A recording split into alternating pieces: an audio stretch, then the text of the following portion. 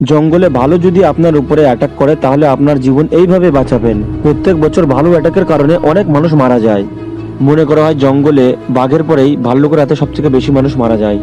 একটি ভালু যদি দাঁড়ায় তাহলে তার হাইট 8 ফুট এবং তার ওজন হয় 200 কেজি এবং এদের নখ 4 ইঞ্চি হয়। একটি ভালু যদি একটি মানুষকে থাপ্পড় মারে তাহলে সেই মানুষই তখনই পাপ্পড় হয়ে যাবে।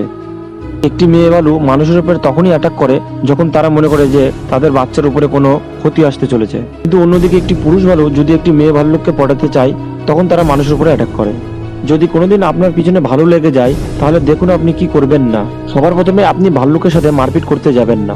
এমন যদি করেন ভাল্লুক আপনার দু পায়ের পাঁজে এমন একটি লাথি মারবে যে আপনি কাত হয়ে যাবেন। কিছুক্ষণের মধ্যে আপনাকে খেয়ে ফেলবে ভাল্লুক।